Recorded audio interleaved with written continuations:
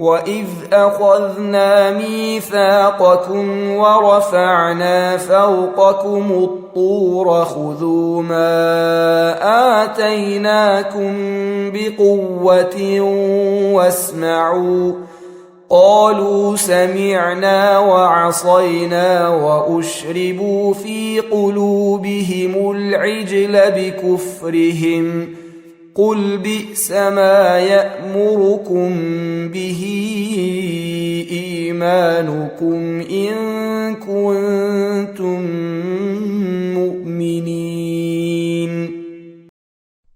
আর যখন আমি তোমাদের কাছ থেকে প্রতিশ্রুতি নিলাম এবং তুর পর্বতকে তোমাদের উপর তুলে ধরলাম যে, শক্ত করে ধর, আমি যা তোমাদের দিয়েছি আর শোন, তারা বলল, আমরা শুনেছি আর অমান্য করেছি।